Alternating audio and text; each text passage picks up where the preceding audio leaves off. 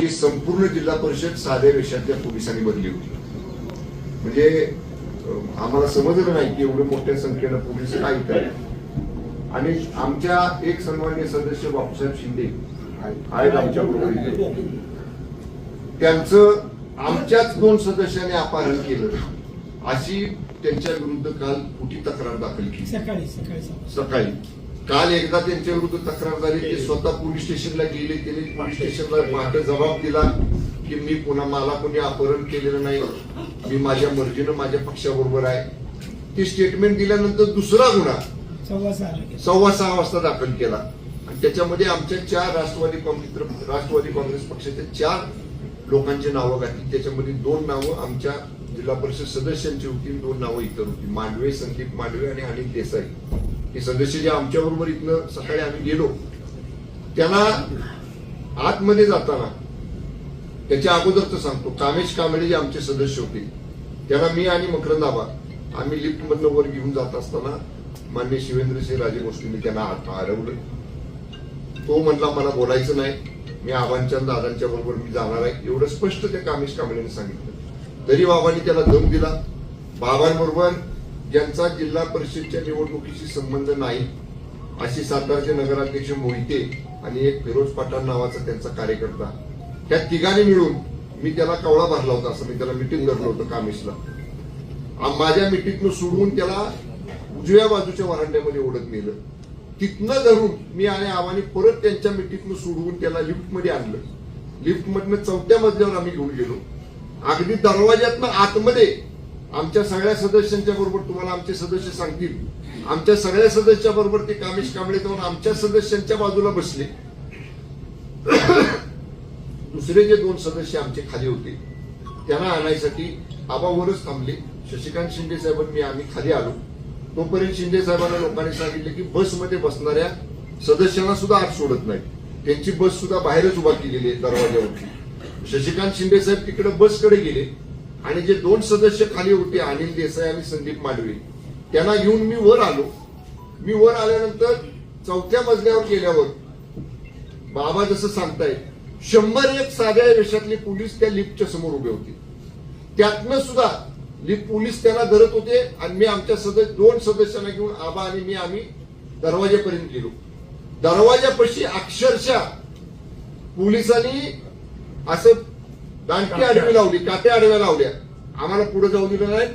25-30 police आम्हाला मागे ढकलत होते. हे आणि मी पुढे होतो. आमच्या दोघांच्या मध्ये ते सदस्य होते, आम्हाला मागे ढकलत होते. 10 पोलीस एका सदस्याला ओढत होते. 10 पोलीस साध्या वेशातले. तो मांडवे सदस्य आमचे ते सांगत होते अरे मंत्री आहेत 2, पण काही सुद्धा त्या पोलिसांवर परिणाम नाही. मला त्या झटापटीमध्ये मला इजा झाली, रक्त आलं माझ्या हाताला. काय लागलं मला त्या गडबडीत समजलं नाही. पण तरी सुद्धा दरवाजापर्यंत त्या संदीप मांडवेना आणि अनिल देसाईना आम्ही नेलं. पण ज्यादा परत त्या सिव्हिल ड्रेस मधले पोलीस आले. म्हणजे तसं बघितलं तर आम्ही दोघं, नितीन काका होते, आम्ही शशिकांत शिंदे साहेब होते, आम्ही 5-25 पोलिसांना बाहेर पडलो. म्हणून त्यांनी ज्यादा बाहेरच्या बाजूला उभे असणाऱ्या पोलिसांना बोलवलं आणि त्याने आम्हाला ओढलं बाजूला. आणि आमच्या तावडीतनं ते 2 सदस्य त्यांनी घेऊन पोलीस स्टेशनला गेले. म्हणजे जर तुम्हाला लोकशाही मार्गाने जर तुम्हाला सत्ता पाहिजे होती तर लोकांनी कौल तर 37 मतांना आमच्या बाजूने दिला होता ना. पण आम्ही काही निवडणूक झाल्यावर हातात घातलेला नाही. आमचा तिघांचा हातात निवडणुकीच्या आधीपासून आहे. 2 राष्ट्रवादी तरी एकत्र लढल्या आणि शिवसेना आणि राष्ट्रवादी काँग्रेसची आम्ही तडजोड करून प्रीपोल अलायन्स निवडणूक पूर्व युती आम्ही केली. आमचे 37 सदस्य आपले निवडून आले. आमच्यातल्या 2 सदस्यांनी व्हीप मोडला, ह्यांच्यातल्या राष्ट्रवादीतल्या 2 सदस्यांनी व्हीप मोडला. ठीक आहे, त्यांच्यावर आता आम्ही पक्षांतर बंदाची कारवाई करू, त्यांचं डिस्क्वालिफिकेशन करू, त्यांचं सदस्यत्व रद्द करू. अगदी सुप्रीम कोर्टापर्यंत जायची वेळ आली. काही लोकांनी सांगितले त्या सदस्यांना की तुमचं सदस्यत्व जाऊ देत नाही. पण सगळंच काय आज जसं शासन त्यांचं मांडलिक झालं, पोलीस जसं त्यांचे घरगाड्यासारखं वागले भारतीय जनता पक्षाच्या, तसं न्याय देवता आम्हाला न्याय दिल्याचा विश्वास आहे ना. आम्ही इथं न्याय मागू, कोर्टामध्ये जाऊ, हायकोर्टात जाऊ, सुप्रीम कोर्टात जाऊ. पण ज्यांनी पक्षाचा आदेश मोडलाय त्यांच्यावर कारवाई करायचा आम्ही निश्चितपणे कोर्टाच्या न्यायालयाच्या माध्यमातून प्रयत्न करू. पण आज मला एकच तात्पर्य सांगायचं आहे, आम्ही तरी सुद्धा 33 सदस्य इथनं गेलो होतो. 33 मतं जर आम्हाला पडली असती, आम्ही नेलेले सदस्य ते मतदान करायसाठी येत होते. म्हणजे तुम्ही लोकशाहीचा खून केलाय. लोकशाही मतदानापासून कुणालाही रोखत नाही, पण इथं मतदानाच्या दरवाज्यावर आलेला आपल्याला तर सगळ्यांना नियम माहिती आहे. 100 मीटर पांढरी लाईन ओढलेली असते निवडणुकीच्या वेळी. त्या पांढऱ्या रेषेच्या आत 5:30 वाजायच्या आत जर आपण माणूस उभा केला तर रात्रीच्या 8 वाजेपर्यंत मतदान घेतात. ह्यांच्या 100 मीटर नाही, आज अधिकारी बसले, ह्या दरवाज्यावर आम्ही नेऊन त्याला सोडले, तिथनं पोलिसांनी ओढून गेले. म्हणजे किती दादागिरी, किती मजुरी, किती सत्तेचा माज. आम्ही पण आहे ना त्या सरकारमध्ये मंत्री आहोत. मंत्र्याला जर जखम होती, दुसऱ्या मंत्र्याला जर तुम्ही त्यांना जर धक्काबुक्की करता, 2-2 मंत्र्यांना ओढता, म्हणजे तुम्हाला मंत्री असलेल्याचं सुद्धा तिथं समोर आपले त्याचं सुद्धा भान नाही. एवढे पोलीस मांडलिकत्व पत्करल्यासारखं भारतीय जनता पक्षाचे आज वागलेले आहेत. आम्ही आमच्या युतीच्या वतीनं या पोलिसांचा आणि जिल्हा प्रशासनाचा जाहीरपणानं धिक्कार करतो, निषेध करतो.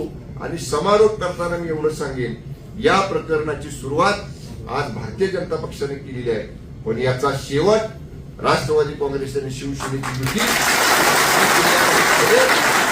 निश्चितपणे आम्ही जास्त बोलत नाही, पण आज तुम्ही बघितलं असेल माध्यमांनी सुद्धा, आम्ही बाहेर आलो, निवडून आलेल्या लोकांच्या अंगावर गुलाल होता, पण चेहऱ्यावर सुटकी काळा होती.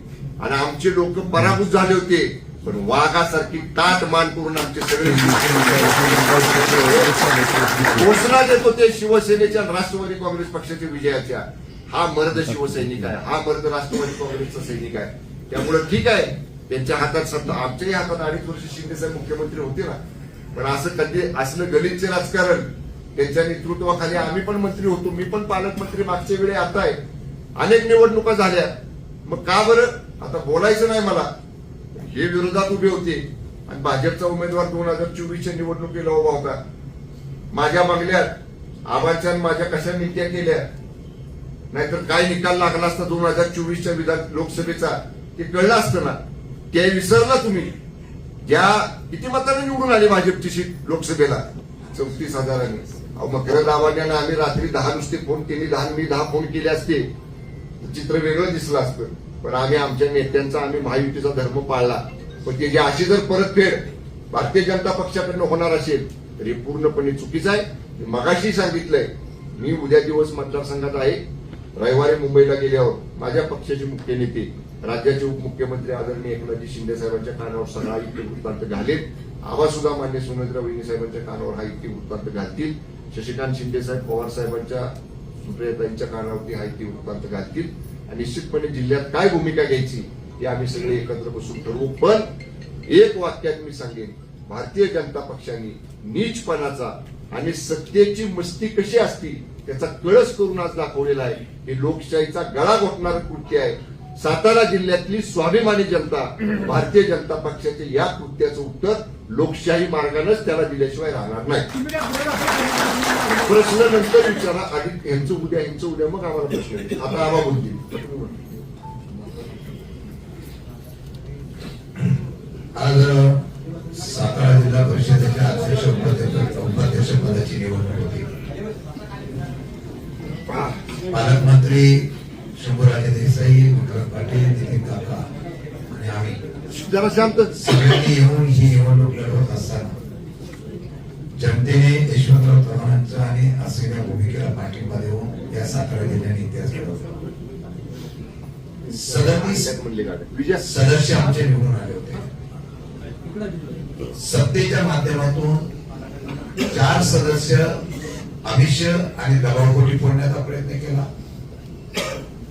कालपर्यंत 33 सदस्य आमच्याबरोबर होते, आहेत, आजही होते. सत्ता मिळवण्यासाठी सगळे प्रयत्न केल्यानंतर सुद्धा भाजपला यश येत नाही म्हटल्यानंतर सत्तेचा दुरुपयोग करण्याचा प्रयत्न झाला, त्याचा उल्लेख केला गेला. ज्या सदस्याचा अपहार झाला सांगतात तेच सदस्य आमच्यावर मतदानाला आहे आणि त्यांच्यावर गुन्हा दाखल केला ते त्यांच्याबरोबर होते.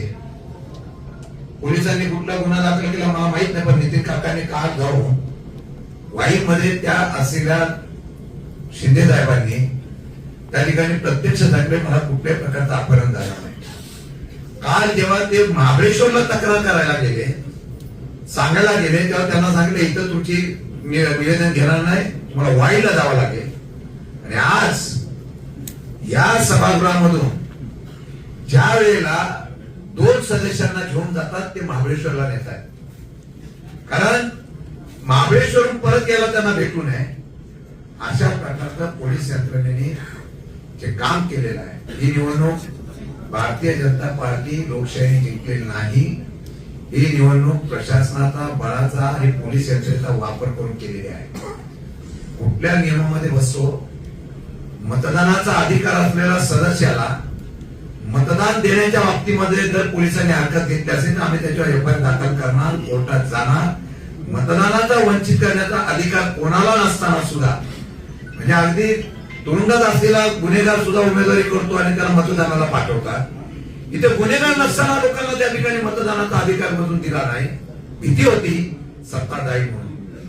मला एवढंच सांगायचं आहे, यामध्ये पूर्णपणाने पोलीस यंत्रणेचा पूर्णपणाने पाठीकत झालेली आहे. एसपी असतील किंवा बाकीच्या सगळ्या प्रशासनाने एफआयआर दाखल करण्याच्या बाबतीमध्ये घाई केली. 2 मंत्री आणि सगळे सदस्य गेटवर गेल्यानंतर सुद्धा आज ज्या वेळेला त्यांना खेचून नेतात किती अधिकाराचा वापर करतात आणि त्याला कमी का काय? सभागृहामध्ये आमच्या सगळे सदस्य बसतात, महिला भगिनी वगैरे सगळे. कामेश कांबळे हा आमच्या बरोबर होता. त्या कामेश कांबळेला सगळे मंत्री, शिवेंद्रराजे असतील, सगळे आमदार असतील, त्या प्रक्रियेच्या आतमध्ये जातात. त्या प्रक्रियेमध्ये आम्हाला सुद्धा जायचा अधिकार नाही. त्या प्रक्रियेमध्ये जातात आणि त्यांना सांगतात तू मतदान केलं पाहिजे. काय करायचं होते कलेक्टर? तुम्ही तिथे प्रमुख होता ना, तुमच्या समोर अशा पद्धतीने केलं जात आहे. आणि तेवढंच नाही तर त्याचा हात वरती करण्यासाठी सरळ सांगता ह्याचा हात वरती करावा. त्या दोघांना हात वरती करायला लावतात. आमचं मागणं आहे हे सर्व सीसीटीव्ही फुटेज मध्ये आहे. खाली असलेल्या उमेदवाराला, सदस्याला पळवून नेणं हे पण सदस्य पोलिसांच्या असलेल्या आतमध्ये एवढं धाडस दाखवतात म्हणजे यांना कायद्याची आणि सरकार आमच्या बापाचं नाही असं वाटायला लागलेलं आहे. ज्या पद्धतीने केलेलं आहे मला वाटतं हा निषेध आहे. हे रडीचा डाव आहे. कोर्ट कचेऱ्या आम्ही करूच, जनतेच्या दरबारात सुद्धा जाऊ, पण ही सत्ता ज्या पद्धतीने मिळवण्यासाठी हट्टाच आहे. सगळंच आम्हाला मिळालं पाहिजे, त्यासाठी वाटेल त्या तराला जाण्याचा प्रयत्न. आमच्या सदस्य महिला भगिनी रडल्या, आक्रमक झाल्या म्हणजे हे कुठला प्रकार आहे? म्हणून ज्या पद्धतीने या असलेल्या सरकारचा उपयोग करून, सत्तेचा उपयोग करून या जिल्ह्यामध्ये ज्या पद्धतीने सत्ता मिळवलेली आहे त्यांना तर आम्ही डिस्क्वालिफाईड करणारच. पण ही सत्ता उलटवण्यासाठी आम्ही संपूर्ण ताकद लावणार. आणि वेळ पडली तर न्याय मिळाला नाही तर हे प्रशासन असंच जर चालणार असेल त्या प्रशासनाच्या विरोधात सुद्धा रस्ते उतरावं लागेल हा इशारा आम्ही देतोय. आणि मला वाटतं की आज जनता आमच्या बरोबर आहे, कार्यकर्ते आमच्या बरोबर आहे. आणि मला खात्री आहे की जिल्हा परिषदेचा अध्यक्ष, उपाध्यक्ष हा आमच्या आघाडीचाच झाला असता हे त्रिवार सत्य होतं. पण रडीने हा डाव खेळण्याचा प्रयत्न केलेला आहे त्याचा आम्ही निषेध करतोय. परंतु पोलीस यंत्रणेने आम्ही पोलिसांवर सुद्धा एफआयआर दाखल करणार आहे. पोलिसांवर सुद्धा कोर्टात केस दाखल करणार आहे. पोलिसांवर पण करणार, जिल्हाधिकाऱ्यावर पण करणार केस दाखल. तुम्ही ज्या पद्धतीने चुकीच्या पद्धतीने आणि आमची मागणी आहे जे सीसीटीव्ही फुटेज आम्हाला मिळालं पाहिजे जिल्हाधिकाऱ्याच्या निवडणूक प्रक्रियेला आणि त्याचबरोबर जिल्हा परिषदेच्या प्रिमाइस मध्ये सर्व सीसीटीव्ही फुटेज मिळाले पाहिजे अशी आमची मागणी आहे. आणि तशा प्रकारचे सगळे पुरावे घेऊन आम्ही कोर्टामध्ये लढाई तर जिंकू, पण रस्त्यावर सुद्धा जिंकू एवढा इशारा आम्ही देतो. आणि मला मगाशी एक सांगायचं राहिलं, शिंदे साहेब जसं म्हणले तसं पोलिसांच्या बळाचा मी वारंवार मगाशी माझं मनोगत सांगताना उल्लेख केलाय. पोलीस त्यांचे मी म्हटलं तसं घरगाड्यासारखं वागलेले आहेत. आणि या पोलिसांचे प्रमुख या जिल्ह्याचे जे पोलीस अधीक्षक आहेत तुषार दोशी यांना तात्काळ निलंबित करावं अशी सुद्धा मागणी. आणि या ठिकाणी आज 2 मंत्री आम्ही या ठिकाणी करतोय. मंत्रिमंडळाच्या बैठकीमध्ये सुद्धा हा विषय आम्ही मंत्रिमंडळासमोर नक्की मांडू. पण लोकांच्या वतीनं, जिल्ह्याच्या वतीनं, जिल्ह्यातल्या या राष्ट्रवादी काँग्रेस पक्ष, शिवसेना युतीच्या वतीनं पोलीस अधीक्षक तुषार दोशींना तात्काळ निलंबित करावं ही आमच्या आज या आमच्या युतीची या ठिकाणी मागणी आहे. जरा ऐका. सातारा जिल्हा परिषदेच्या अध्यक्षपदाची आणि उपाध्यक्षपदाची जी निवडणूक पार पडली, अरे जरा अपसात बोलू नका ना.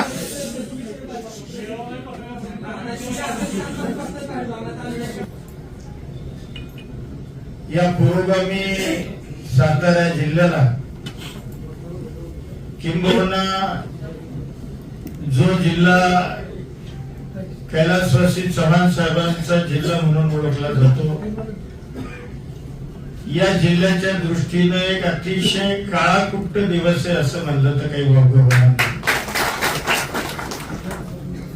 खरं तर या जिल्ह्यानं राज्याला नेतृत्व दिलं, देशाला नेतृत्व दिलं आणि दुर्दैवानं आज या जिल्ह्यामध्ये अशा पद्धतीनं आसुरी सत्ता मिळवण्याचा जो प्रयत्न झाला, हा जिल्ह्याच्या राजकीय जो इतिहास आहे, या इतिहासाच्या दृष्टीनं अतिशय घृणास्पद प्रकारे असं म्हणलं तर काही वावगं होणार नाही. खर तर या जिल्ह्यामध्ये अनेक राजकीय संघर्ष झाले, अनेक पक्ष पूर्वी होते, आज जसे तसे पूर्वी होते. अनेक दिग्गज मंडळी या जिल्ह्यामध्ये त्यांनी नेतृत्व केलं, या जिल्ह्याला विकासात्मक दिशा देण्याचं काम केलं. त्याच सातारा जिल्ह्यामध्ये दुर्दैवानं जे याच्यापूर्वी कधीही घडलं नाही, कधीही नाही, म्हणजे तुम्हालाही पत्रकारांना कल्पना आहे की अशी घटना याच्यापूर्वी या जिल्ह्यामध्ये कदापिही घडली नाही. ती घटना आज सातारा जिल्ह्यामध्ये भारतीय जनता पार्टीनं जे राजकारण आज या ठिकाणी केलं, त्यामुळे या जिल्ह्याची मान शर्मेनं खाली गेली असं म्हणलं तर वावगं होतं. खर तर आमची मेजॉरिटी होती. लोकशाहीमध्ये मेजॉरिटीला महत्व असतं आणि दुर्दैवानं आज मेजॉरिटीचा विचार न होता पोलीस बळाचा, प्रशासनाचा प्रचंड वापर करून, म्हणजे मगाशी म्हणल्याप्रमाणे आम्ही राज्याचे दोघं मंत्री आहोत, खासदार आहेत, आमदार आहेत, आम्ही एवढी मंडळी जबाबदार तिथं असताना सुद्धा प्रशासनानं आमच्या सारख्यांवर दांडगावा करावा, याच्यासारखं दुर्दैव असूच शकत नाही. यासाठी काय केलं पाहिजे आपण?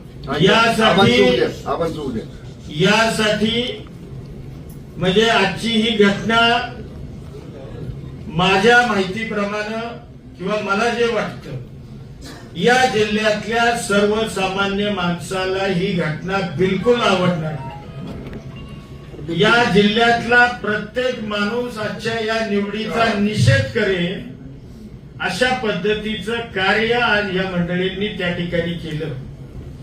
म्हणजे मेजॉरिटी आमची असताना खोटे नाटे गुन्हे दाखल केले. बर मला सांगा, ज्या व्यक्ती अबस्कॉन्डिंग आहे म्हणले, ती व्यक्ती पोलीस स्टेशनला जाऊन सांगते, समक्ष इन कॅमेरा स्वतःच्या लेखी हातानं निवेदन लिहिते, देते. ही घटना पहाटे 5:30 आणि पुन्हा 6:15 त्याच पद्धतीचा दुसरा गुन्हा हा दाखल केला जातो आणि तो अपहरण करून खून करणे अशा पद्धतीचा गुन्हा हा दाखल केला गेला. आणि जे आमचे सदस्य होते त्या सदस्यांना मतदानापासून जाणीवपूर्वक प्रशासनाला आणि पोलिसी बळाचा वापर करून आमच्या लोकांना मतदान करू दिलं नाही. हा लोकशाहीचा घा घोटण्याचा प्रकार आहे. ते आज या जिल्ह्यामध्ये घडलं आणि मला खात्री आहे हा जिल्हा, या जिल्ह्यानं देशाला स्वातंत्र्य मिळण्याकरता योगदान दिले. म्हणजे स्वातंत्र्यपूर्व काळामध्ये सुद्धा या जिल्ह्यातल्या अनेकांनी बलिदान दिलं आणि या राज्याचं सुद्धा नवमहाराष्ट्र निर्माण करण्याकरता सुद्धा या जिल्ह्यातल्या नेत्यांनी फार मोठं योगदान दिलेलं आहे. आणि अशा जिल्ह्यामध्ये हा प्रकार घडणं हे निश्चितपणानं दुर्दैवी आहे. काल अक्षरशः तुम्हाला खोटं वाटेल, काल आमच्या सदस्यांना म्हणजे महिला सदस्यांना उचलण्याकरता 10 गाड्या पोलिसांच्या आल्या होत्या. महाबळेश्वरला आम्ही सदस्य ठेवले होते 10 गाड्या, त्यात काही महिला कॉन्स्टेबल, पोलीस म्हणजे जेंट्स, अशा 10 गाड्या पोलिसांच्या आल्या आणि अक्षरशः आमच्या प्रत्येक सदस्याच्या रूम की ते जे त्यांना सदस्य हवे होते ते सदस्य हुडकण्याकरता प्रत्येक आमच्या भगिनीच्या रूम सुद्धा पोलिसांनी चेक केल्या. म्हणजे इतका घृणास्पद प्रकार हा या मंडळींनी करण्याचं पाप या निमित्तानं केलेलं आहे. मला खात्री आहे भविष्यामध्ये या जिल्ह्यातली जनता त्यांना सजा दिल्याशिवाय राहणार नाही. आम्ही आमचा पराभव आज मानतच नाही. अरे हा तुम्ही प्रशासनाला आणि पोलिसांना हाताला धरून आमचा पराभव तुम्ही करण्याचा प्रयत्न केलाय, परंतु हा लोकशाहीनं जो कौल आम्हाला जिल्हा परिषदेच्या निवडणुकीला दिला होता तो कौल तुम्ही पायदळी तोडवला आणि तुम्ही हुकुमशाही पद्धतीनं दांडग्यानं प्रशासनाला हाताशी धरून तुम्ही चुकीच्या पद्धतीनं आज कारभार केलेला आहे. त्याचं प्रायश्चित्त भविष्यामध्ये तुम्हाला 100% मिळाल्याशिवाय राहणार. कामेश कांबळे त्याचे वडील त्यांना काल रात्री घरातून नेण्यात आलं आणि त्यांच्या दबा असा टाकण्यात आला होता, तुम्ही कंप्लेंट करा आणि तक्रार नोंदवा. आणि विशेषतः ती तक्रार नोंदवायला त्यांच्या घरी पोलीस निरीक्षकाला गेलं होतं. त्यांनी सांगितलं मी पोलीस स्टेशनला तक्रार करेल. त्यांनी सांगितलं माझा मुलगा गेलेला नाही, तो स्वतःहून गेलेला आहे, मला तक्रार करायची नाही. तशीच केस दुसऱ्या एका सदस्याच्या बाबतीमध्ये सुद्धा तसंच केलं. ऋतुजा शिंदे यांच्यावर सुद्धा अशा प्रकारची पोलिसांना तक्रार करायला हवी होती आणि पोलीस तक्रार करायला नेतात, ते स्वतःहून नाही म्हणतात. किती पोलिसांनी खोट्या केलपेट करण्याचा प्रयत्न केला. मग असे आव्हान म्हणाले रात्रीची सगळीकडे कुठे कुठे आपल्याला तक्रार करून घेता येईल, कशी कारवाई करता येईल याचे प्रयत्न केले, त्यातही ते यशस्वी झाले नाही. मगाशी संकुराज आणि आम्ही सगळ्यांनी बोललो, एवढं होऊन सुद्धा आमच्या एकही सदस्य हल्ला नाही. एकही सदस्य हल्ला 33ची बेरीची 33चीच होती, फक्त एकही सदस्य हल्ला नाही. दुर्दैव आहे आमचा पराभव लोकांनी नाही केला, सदस्यांनी नाही, आमचा पराभव या प्रशासनाने केला. आता जे आपण म्हटला की आम्ही तात्काळ गुन्हे दाखल करणार आहेत, हे गुन्हे आजच्या आज दाखल करणार का तुम्ही? आणि तुमचे जे सदस्य आहेत ते एसपी ऑफिसच्या समोर ठाण मांडून बसतील का की एसपींचा राजीनामा एसपींना तात्काळ निलंबित करावा? नुसत्या सदस्यांनी रस्त्यावर बसून एसपीच्या समोर उपयोग नाही, हा प्रश्न राज्याच्या प्रमुखांसमोर मांडला पाहिजे. राज्याचे प्रमुख, मंत्रिमंडळाचे प्रमुख माननीय मुख्यमंत्री आहेत, म्हणून मी आणि आबांनी ठरवलेलं आहे की येणाऱ्या मंत्रिमंडळाच्या बैठकीमध्ये आम्ही हा विषय पहिला आमच्या उपमुख्यमंत्र्यांकडे, मी शिंदे साहेबांकडे मागेन, आबाताई वहिनी साहेबांच्याकडे मागतील आणि मग आम्ही पण मुख्यमंत्र्यांकडे मागू. नंबर 1 आणि गुन्हा दाखल करायला मस्त आम्ही जाऊ. पोलिसांना खोटे गुन्हे दाखल करायची सवय लागली, त्यामुळे खरा गुन्हा दाखल करून पोलीस घेणार नाही. त्यामुळे आम्ही न्यायालयात दाद मागू. आम्ही न्यायालयाकडे वस्तुस्थिती मांडून न्यायालयाच्या आदेशानं मग पोलिसांना न्यायालयाचा आदेश लावू शकत नाही. काय सांगता येत नाही. सातारची एसपी ते सुद्धा करतील. आज त्यांचा अनुभव आम्ही घेतलेला आहे. त्यामुळे सातारची एसपीना केवळ वरनं फोन आला एक की त्यांना आवाज 2 बोटं टेकणं वाटतं, असं त्या तुषार जोशींच्या कामाची पद्धत आहे. मग आजपर्यंत त्यांना चांगलं समजत होतो, पण जालन्यातनं त्यांना का काढलं मनोज जरांगे पाटलांची केसमध्ये, आता ते सगळ्या जुन्या प्रकरणाची माहिती मला माहिती आहे सगळी. मी आतापर्यंत आपला गप्प होतो, पण आता ती सुद्धा माहिती सगळी काढून आणावी लागेल किंवा काढू आम्ही. ठीक आहे, आम्ही न्यायालयामध्ये ही दाद मागू. सहकारी तुमचे आमदार आहेत महेश शिंदे, त्यांचे सदस्य महेश शिंदे, हा काय झालं? 2 आमदार ते सदस्य आहेत, ते तुमच्यावर होते का? नाही, नव्हते. आमचे जे 2 सदस्य गैरहजर होते त्यांना नाही, आमच्या बैठकीला गैरहजर होते. आमच्या बैठकीला त्यांना काल बैठकीचं नोटीस दिलेलं होतं. नोटीस त्यांनी स्वीकारलं होतं. त्याप्रमाणे त्यांना सकाळी 10 वाजता सातारला लेक्यू हॉटेलमध्ये बैठकीला बोलवलं होतं. ते बैठकीला आले नाहीत. त्यांच्या ईमेलवर, त्यांच्या व्हॉट्सअपवर, त्यांच्या फोनवर त्यांना बैठकीचं नोटीस प्राप्त झाले. अधिक त्यांना व्हीप सुद्धा बजावण्यात आलेला आहे. त्यामुळं आम्हाला ज्या काय बाबी पक्ष म्हणून करायच्या होत्या त्या आम्ही केलेल्या, तरी सुद्धा ते 2 सदस्य गैरहजर राहिले. त्यांच्यावर पक्षांतर बंदी कायद्यान्वये त्यांचं सदस्यत्व रद्द करण्याची प्रक्रिया लगेच चालू केली जाईल. राज्याचे मुख्यमंत्री हे भाजपचे आहेत, तर त्यांच्या हातामध्ये काय हस्तक्षेप आहे का या सर्व प्रकरणात? आता आपल्याला समजलं पाहिजे नाही कुणाच्या सांगण्यावरून होतंय. तो प्रश्न मला विचारा. हा. किंवा या सगळ्या प्रकरणामागचं साहेब असं आहे की गृह खातं ज्यावेळेला चालतं सरकारमध्ये हे आहे, परंतु 100% वरच्या असलेल्या हस्तक्षेपामुळे हा सर्व प्रकार झालेला आहे. हे तुम्हाला सुद्धा माहिती आहे. पण हे सत्य आहे, ते सत्य आहे. जिल्ह्यात अशी अनेक प्रकरणं घडलेली आहे की ज्याच्यामुळे पोलिसांनी एकतर्फी निकाल लागलाय, त्याच्याबद्दल मी तुम्ही आवाज उठवणार का? गेल्या आठवड्याभर आम्ही सभागृहात आवाजच उठवतो, आता पुढे सुद्धा उठवणार. त्याचा शेवट कसा असेल? सांगायचं नसतं. शिवसेना, मला प्रश्न विचारला म्हणून मी सांगतोय, शिवसेना शिवसेनेच्या पद्धतीनं योग्य वेळ येण्याची वाट बघत असते. योग्य वेळ आली की आमचे नेते आदरणीय एकनाथजी शिंदे साहेबांनी कसा कार्यक्रम चांगापट्टी करायचा केला जातो मी करून दाखवलेला आहे. त्यामुळे ठीक आहे. कसं आहे, एका लोबड्याला कोणी म्हातारा होत नाही. मी डोंगरी भागातनं आलेला कार्यकर्ता आहे, त्यामुळे कदाचित तुम्हाला ही नवीन वाटेल माझं काहीतरी बोलणं. पण एका लोबड्याला कोणी म्हातारा होत नाही. ठीक आहे, आज त्यांचे दिवस आहे, ते दिवस बदलतील ना, बघू त्यावेळी मग. साहेब, जिल्ह्यातल्या मंत्र्यांना अहमपणा आला होता असं देखील जयकुमार गोरेंनी आता पत्रकार परिषदेत घेताना बोलले होते. काय म्हणले? जिल्ह्यातल्या मंत्र्यांना अहमपणा आलेला, आम्ही वारंवार त्यांच्याशी बोलण्याचा प्रयत्न केला, मात्र त्यांनी आम्हाला उत्तर दिलं नाही. आम्हाला कळलं तर आम्हाला आता अंधारात ठेवण्याचा प्रयत्न केला सकाळपर्यंत, असं देखील आरोप शिवेंद्रराजेंनी केलाय. काय संबंध अंधारात ठेवायचा? आणि आमपणा म्हणाल तर किती वेळा मी नगरपालिकेची निवडणुकीला बोलवलं, महायुती म्हणून चर्चा करायला बोलवलं का नाही? तुम्ही आहे ना साक्षीदार पत्रकार मंडळी. किती वेळा जिल्हा परिषदेच्या वेळी बोलवलं चर्चेला या म्हणून. म्हणजे 2 वेळा मी स्वतः पालकमंत्री म्हणून पुढाकार घेतला, त्यावेळी तुमचा आमपणा नव्हता का? त्याचं उत्तर द्या बरं मला. आणि आता तुम्ही म्हणताय आमपणा कसला? आम्ही काय कृतीत्न करून दाखवले? काहीच नाही. आम्ही काय म्हणतो पहिल्यापासून, आम्ही प्रिपोल अलायन्स केलेला आहे. आम्ही दोन्ही राष्ट्रवादी एकत्र आणि शिवसेना निवडणुकीच्या आधीचा आमचा प्रिपोल अलायन्स आहे. आम्ही त्या प्रिपोल अलायन्स प्रमाणे जाणार आहोत. पुढे आमचं बहुमत आहे. ह्यात कसला आमपणा? नाही, पण त्यांनी आता निवडणूक लोकशाहीने जिंकले का?